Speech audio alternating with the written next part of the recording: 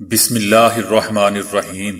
السلام علیکم دوستو، دنیا بھر کی خبروں میں آج آپ سنیں گے، لیکن اس سے پہلے اگر ہو سکے تو لائک، سبسکرائب اور بیل آئیکن کا بٹن ضرور دبا لیں۔ شکریہ۔ صدر ٹرمپ دوسرے صدام حسین ثابت ہوئے ہیں، ڈاکٹر حسن روحانی۔ غلیل کی مدد سے گاڑیوں میں رکھی چیزیں چرانے والا گروہ گرفتار۔ نوکری سے نکالے جانے کا بدلہ کورونا ویکسین خراب کر کے لے لیا۔ آپ اپنی چھٹی حص کو کیسے استعمال کر سکتے ہیں؟ سکھوں کے جذبات مجروح کرنے پر نوجوت سنگھ سدھو نے معافی مانگ لی۔ سرد موسم میں جرابیں پہن کر سونے والے افراد خبردار ہو جائیں۔ کورونا کی وجہ سے آدمی بے تحاشا پانی پینے سے مرنے سے بال بال بچ گیا۔ شادی کے لیے ہاں کہتے ہی دلہن پہاڑی سے نیچے گر گئی ایک دردناک منگنی۔ زیادہ سافٹ ڈرنکس پینے سے آپ شوگر کے مریض بن سکتے ہیں۔ پاکستانی خاتون بھارتی گاؤں کی سربراہ کیسے بنی؟ کھانا کھانے کے فوراً بعد چند خطرناک عمل۔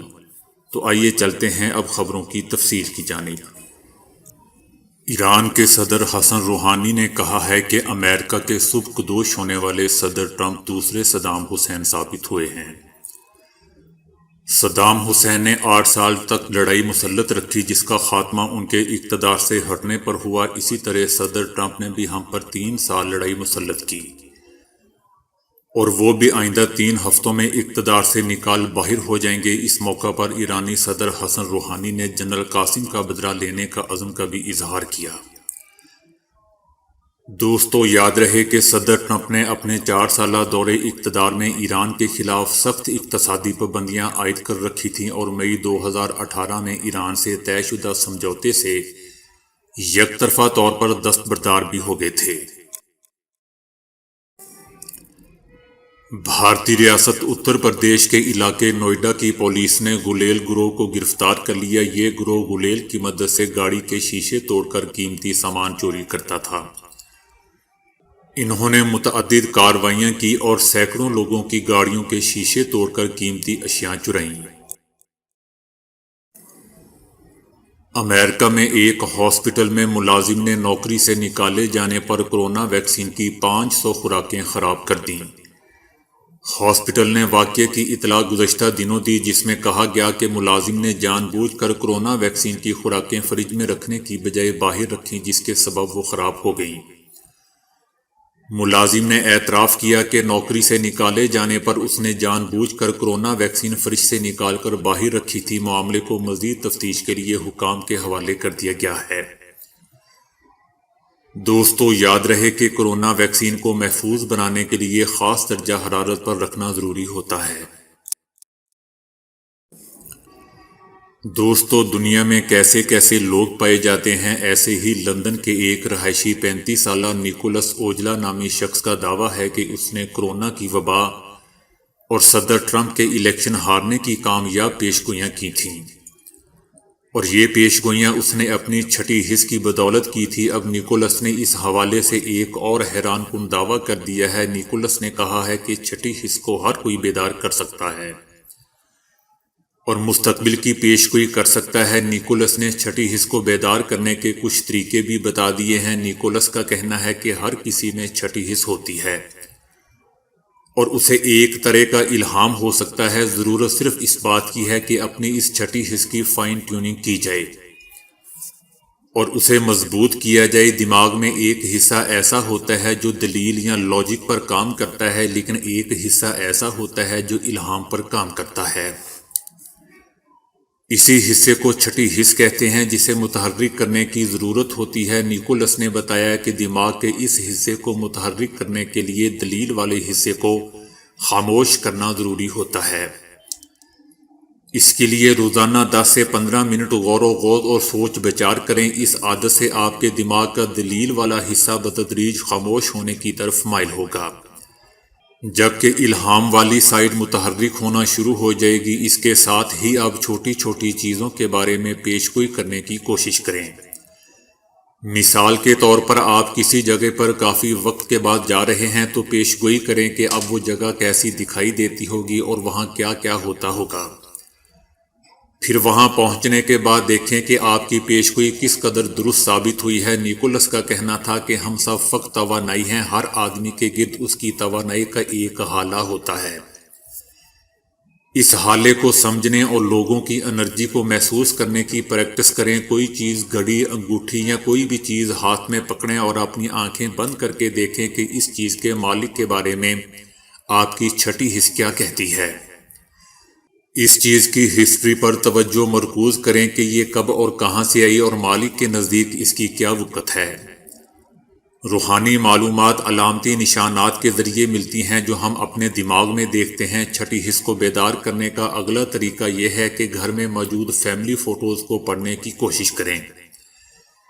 ان تصاویر میں موجود لوگوں کو دیکھیں اور پھر اپنی آنکھیں بند کر کے ان کی شخصیت کو محسوس کرنے کی کوشش کریں۔ خود سے پوچھیں کہ وہ کس طرح کے لوگ تھے۔ اس دوران کسی بھی طرح کے جذبات وغیرہ کا مشاہدہ کرتے جائیں۔ اپنے پاس خوابوں کی تعبیر والی کوئی کتاب لازمی رکھیں اور اس کا مطالعہ کرتے رہیں، کیونکہ بسا اوقات ہمیں ایسے خواب بھی آتے ہیں جن میں پیش گوئیاں ہوتی ہیں۔ نوجوت سنگھ سدھو نے سکھوں کے جذبات مجروح کرنے پر معذرت کر لی ہے۔ سکھوں کے مقدس مذہبی نشانات سے مزین چادر پہننے پر نوجوت سنگھ سدھو کو اپنے ہی مذہب سے تعلق رکھنے والے سکھوں کی جانب سے شدید تنقید کا سامنا تھا، اور جب شکایات سکھوں کے اہم مذہبی مرکز گولڈن ٹیمپل تک پہنچی تو گولڈن ٹیمپل کے سربراہ ہرپریت سنگھ نے بھی عوامی سطح پر نوجوت سنگھ سدھو سے معافی کا مطالبہ کر دیا، جس کے بعد ٹویٹر پر نوجوت سنگھ سدھو نے اپنے پیغام میں سکھوں کے جذبات مجروح کرنے پر معافی مانگتے ہوئے کہا کہ مجھ سے یہ غلطی سے سرزد ہوئی ہے۔ سکھ مذہب سے تعلق رکھنے والے لاکھوں لوگ ان نشانات سے مزین پگ اور کپڑے پہنتے ہیں۔ میں نے بھی غیر ارادی طور پر ان نشانات سے مزین چادر اوڑھ لی۔ انہوں نے مزید کہا کہ اگر میری غیر ارادی حرکت سے کسی کے بھی جذبات مجروح ہوئے ہیں تو میں اس پر معذرت کرتا ہوں۔ دوستو، یاد رہے کہ نوجوت سنگھ سدھو سابق کرکٹر ہونے کے ساتھ ساتھ پنجاب سے انڈین نیشنل کانگریس کے ٹکٹ پر رکن قومی اسمبلی بھی منتخب ہوئے ہیں۔ وہ سکھوں کے حقوق کے لیے اکثر آواز اٹھاتے نظر آتے ہیں۔ کرکٹر ہونے کی حیثیت سے ان کا پاکستانی وزیر اعظم عمران خان سے تعلق بھی ہے۔ کرکٹر ہونے کی حیثیت سے ان کا پاکستانی وزیر اعظم عمران خان سے بھی تعلق ہے، اور انہوں نے پاکستان میں سکھوں کے مذہبی پیشوا بابا گرو نانک کے گردوارے تک رسائی کے لیے عمران خان سے درخواست بھی کی تھی، اور راہداری کھولے جانے پر انہوں نے اس اقدام کو سکھوں کے لیے تاریخی اقدام قرار دیا تھا۔ دوستو، آج سیاسی نیوز بہت ہی کم ہیں، بلکہ نہ ہونے کے برابر ہیں۔ آج آپ کو جنرل نیوز ہی سننے کو ملیں گی۔ میں ایک ویڈیو پاکستانی ٹائم کے مطابق شام 6 بجے بھی بناتا ہوں، اور اس میں بے شمار سیاسی ملٹری نیوز ہوتی ہیں، وہ بھی آپ سن سکتے ہیں۔ اکثر لوگ سرد موسم میں سوتے وقت موزے یعنی جرابیں نہیں اتارتے۔ طبی ماہرین نے اس کے بارے میں بڑی عجیب ہی بات بتائی ہے۔ ان کا کہنا ہے کہ ایسا کرنے سے ہماری صحت پر منفی اثرات مرتب ہو سکتے ہیں۔ ماہرین اسے صحت مند رجحان یا طرز عمل نہیں سمجھتے۔ ان کے مطابق جرابیں پہن کر سونے سے دوران نیند مجموعی صحت پر منفی اثر پڑتا ہے۔ یہ نیند میں خلل ڈالتا ہے، جبکہ بلڈ پریشر کا بڑھ جانا، اور اگر تنگ موزے پہنے گئے ہوں تو اس سے ہماری جلد پر انفیکشن ہو سکتا ہے۔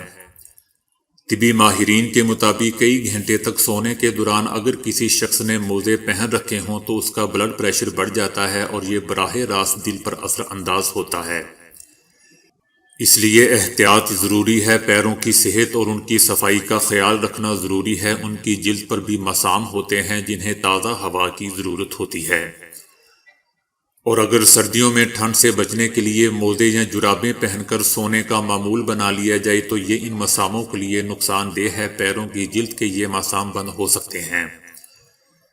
جرابیں پہن کر سونے کے دوران ضرورت سے زیادہ درجہ حرارت بڑھ جانے سے نیند متاثر ہوتی ہے۔ اگر پیروں کو گرم کرنے کی ضرورت محسوس ہو تو سونے سے قبل تھوڑی دیر کے لیے گرم موزے پہن لیں، اور جب اس طرف سے پرسکون ہو جائیں تو موزے یا جرابیں اتار کر لحاف اوڑھ لیں۔ برطانیہ میں ایک آدمی کو خود میں کورونا کی علامات کا شبہ ہوا، جس پر اس نے بے تحاشا پانی پی کر اس کورونا کا علاج کرنے کی کوشش کی اور موت کے منہ میں جاتے جاتے بچ گیا۔ جس نے کورونا کی مبینہ علامات ظاہر ہونے پر ڈاکٹروں کی طرف سے پانی کی تجویز کردہ مقدار سے دگنا زیادہ پانی پینا شروع کر دیا۔ بہت زیادہ پانی پینے سے اس کے جسم سے نیچرل سوڈیم بہت زیادہ مقدار میں خارج ہو گیا، اور اس کی کمی لاحق ہونے سے اس کی حالت اتنی خراب ہوگی کہ وہ ہاسپٹل کے انتہائی نگہداشت وارڈ تک جا پہنچا۔ ڈاکٹرز کا کہنا تھا کہ اگر اسے ہاسپٹل لانے میں کچھ ہی دیر ہو جاتی تو اس کی جان بھی جا سکتی تھی۔ اسے 3 دن تک انتہائی نگہداشت وارڈ میں رکھا گیا، اور اس دوران وہ وینٹیلیٹر پر بھی رہا، تاہم خوش قسمتی سے اس کی جان بچ گئی۔ یورپی ملک آسٹریا میں ایک پہاڑ کے اوپر منگنی کرنے والا جوڑا پھسل کر سینکڑوں فٹ نیچے جا گرا۔ یہ واقعہ آسٹریا کے شہر کیرنتھیا کے قریب واقع فیلکٹ نامی پہاڑ پر پیش آیا۔ دونوں نے اس برفانی پہاڑ کے اوپر منگنی کرنے کا فیصلہ کیا۔ پہاڑ پر جب لڑکے نے لڑکی کو شادی کی پیشکش کی اور لڑکی نے ہاں کہا تو اس کے فوری بعد ہی لڑکی کا پاؤں پھسل گیا اور وہ نیچے گر گئی۔ لڑکی کو پکڑنے کی کوشش میں لڑکا بھی نیچے لڑک گیا۔ لڑکی 650 فٹ نیچے تک جا گری، تاہم لڑکا 50 فٹ نیچے گرنے کے بعد ایک چٹان کے بڑے ہوئے حصے کا سہارا لے کر رکنے میں کامیاب ہو گیا۔ خوش قسمتی سے اس خوفناک حادثے میں لڑکا لڑکی دونوں کی جانیں محفوظ رہیں، تاہم انہیں شدید چوٹیں آ گئیں۔ ریسکیو ٹیم نے ہیلی کاپٹرز کے ذریعے دونوں کو ریسکیو کیا اور فوری طور پر ہاسپٹل منتقل کر دیا۔ یونیورسٹی آف میامی اور کولمبیا یونیورسٹی کے سائنسدانوں نے ایک مشترکہ تحقیق میں بتایا ہے کہ سافٹ ڈرنکس دوسری قسم کی شوگر بیماری کا سبب بنتی ہے۔ بیماری کے لاحق ہونے کا امکان 60% بڑھ جاتا ہے۔ سافٹ ڈرنکس ڈپریشن کا بھی سبب بنتی ہے۔ 4 کین روزانہ پینے سے ڈپریشن کا خطرہ 30% بڑھ جاتا ہے۔ یہ گردوں، پھیپھڑوں اور دل کی صحت کے لیے بھی انتہائی نقصان دہ ہوتی ہے۔ سافٹ ڈرنکس زیادہ پینے والے لوگوں کے دماغ بھی کم محفوظ ہوتے ہیں۔ اس کے علاوہ زیادہ پینے سے برین ٹیومرز، ہارٹ اٹیک، تھکاوٹ، جوڑوں کے درد اور موٹاپے سمیت کئی ایسی بیماریاں ہیں جو سافٹ ڈرنکس پینے سے جن کے لاحق ہونے کا خطرہ بڑھ جاتا ہے۔ ایک پاکستانی خاتون بھارتی ریاست اتر پردیش کے گاؤں کی سربراہ بن گئی۔ 65 سالہ بانو بیگم تقریباً 40 سال قبل ایٹا گاؤں میں اپنے رشتہ داروں سے ملنے پاکستان سے بھارت آئی تھی۔ بھارتی اخبار کے مطابق اتر پردیش انتظامیہ کو اس وقت سخت پریشانی کا سامنا کرنا پڑا جب یہ اطلاع ملی کہ مبینہ پاکستانی شہری ایٹا دیہاتی پنچایت کی سربراہ کی حیثیت سے خدمات انجام دے رہی ہیں۔ کراچی کی بانو بیگم گزشتہ 40 سالوں سے بھارت میں مقیم ہے اور اس کی شادی ایک مقامی شخص سے ہوئی۔ ایٹا ضلعی پنچایتی راج آفیسر کا کہنا ہے کہ بانو بیگم کو گاؤں کی سربراہی سے ہٹا دیا گیا ہے اور اس معاملے کی تحقیقات کا حکم دیا گیا ہے۔ پولیس کو بانو بیگم کے خلاف FIR درج کرنے کے لیے بھی کہا جا رہا ہے۔ ضلعی مجسٹریٹ سکھ لال بھارتی نے یہ معلوم کرنے کے لیے تحقیقات کا حکم دیا ہے۔ ان کا کہنا ہے کہ کس طرح اس خاتون کو آدھار کارڈ اور دیگر دستاویزات ملی ہیں جو اسے پنچایت کی ممبر منتخب ہونے اور پھر گاؤں کی سربراہ بننے کا راستہ ہموار کرتی ہیں۔ وہ ایک طویل مدتی ویزے پر ایٹا میں مقیم تھی۔ وہ متعدد بار بھارتی شہریت کے لیے درخواست دے چکی ہیں۔ معاملہ اس وقت سامنے آیا جب ایک دیہاتی نے بانو بیگم کے خلاف شکایات درج کروائیں، جس میں یہ الزام لگایا گیا کہ وہ پاکستانی شہری ہیں۔ دوستو، ہم کھانا کھانے کے فوراً بعد چند عمل ایسے کر گزرتے ہیں جو ہماری صحت کے لیے انتہائی نقصان دہ ہوتے ہیں۔ بدقسمتی سے یہ خطرناک عمل ہماری روزمرہ کی زندگی میں ایسے شامل ہو چکے ہیں کہ اب ایک عادت کا روپ دھار چکے ہیں، اور ان عادات کی وجہ سے ہم متعدد بیماریوں کا شکار بھی ہو رہے ہوتے ہیں۔ ماہرین کا کہنا ہے کہ مختلف تجربات نے یہ ثابت کیا ہے کہ کھانے کے فوراً بعد ایک سگریٹ پینا 10 پینے کے برابر ہوتا ہے۔ اس طرح کینسر جیسے مہلک مرض کے لاحق ہونے کا خطرہ بڑھ جاتا ہے۔ جب آپ کھانے کے فوراً بعد پھل کھاتے ہیں تو وہ پھل کھانے کے ساتھ مل کر معدے میں پھنس جاتا ہے۔ اور یوں وہ وقت پر آنتوں تک نہیں پہنچ پاتا۔ اس صورتحال میں معدے میں موجود یہ دونوں غذائیں خراب ہو جاتی ہیں جو صحت کی خرابی کا باعث بنتی ہیں۔ ماہرین کے مطابق پھل کھانا کھانے کے کم از کم 1 گھنٹے بعد کھانا چاہیے۔ زیادہ بہتر یہ ہے کہ پھل صبح سویرے کھایا جائے جب معدہ خالی ہو۔ چائے کے پتوں میں بہت زیادہ تیزابیت پائی جاتی ہے، اسی وجہ سے ماہرین کھانے کے فوراً بعد چائے پینے سے منع کرتے ہیں۔ چائے پینے سے کھانا ہضم ہونے میں مشکل پیش آتی ہے۔